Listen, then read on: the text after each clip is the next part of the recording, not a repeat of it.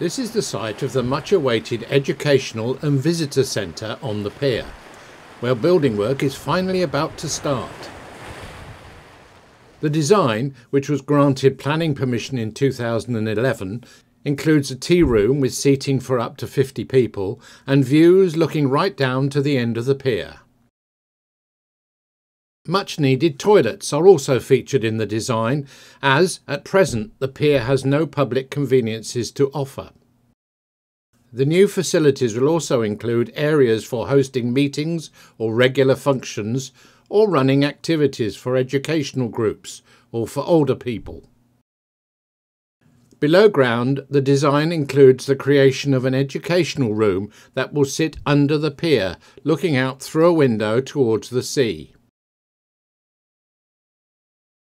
The Pier Trust believes that the provision of toilets and dedicated education and refreshment areas will greatly enhance the visitor experience.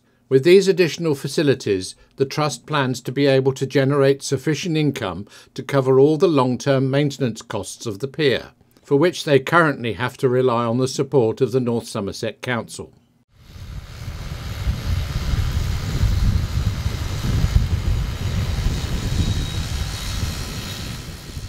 Before the construction of the new centre can even start, however, a new temporary access walkway has got to be built, out here beside the toll house. It will be constructed above the rocks out of scaffolding and join up where the pier meets the land.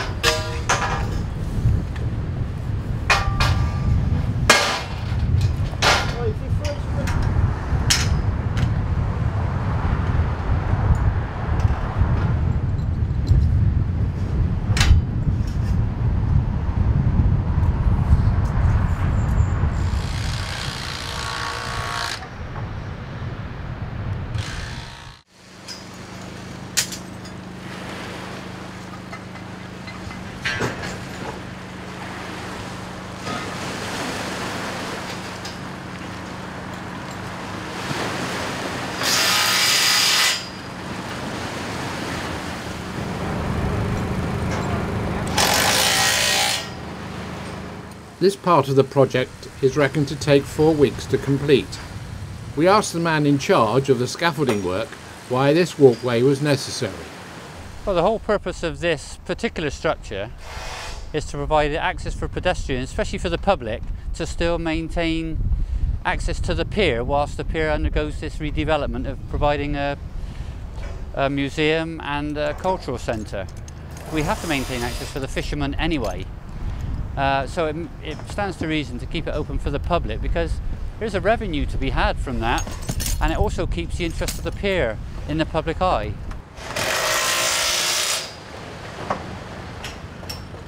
The pier has always been a popular place for those people who are destined to see the world from a wheelchair. We wondered if they would have easy access along this structure. We've provided basically a level and flat surface where we can, given that the pier is slightly lower than the road level here, as you can see from the pier approach on the main pier. So what we've developed is an area of straight coupled with a ramp in area around the side and onto the pier of about 1 in 12 that allows for disabled people to use it satisfactorily. Very similar to the pier approach that's already there, the same slope, 1 in 12 basically. With a width of 2 metres, this walkway will easily accommodate 2 passing wheelchairs, but we wondered how it would stand up to Clevedon's notorious rough seas.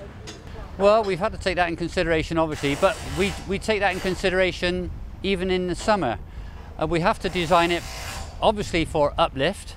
When you have heavy winds, there's an uplift movement, there's a lateral movement. We've actually reduced or mitigated the lateral load at the base by rock anchors. The stability of the structure is tied to the seawall and to the tall house, so the overall stability is capable of resisting the lateral loads and the uplift from the winds, and basically any wave power that we have, especially at the front end of the pier on the abutment. We've designed it so we've prevented all the uplift from the structure. With the completion of the walkway, the next stage in the project will involve the building of a temporary ticket office, and the pier's gift shop will be moving down the prom to open in the old Heritage Centre building.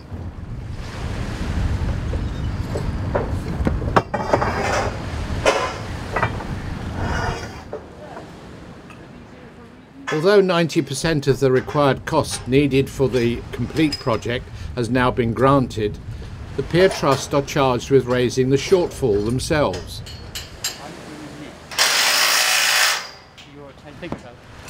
They are planning to launch a community share option to help raise the rest of the money they need. If you can help them, pop along to the Toll House for details. Clevedon News plans to follow the progress of this exciting project, so watch out for our regular updates.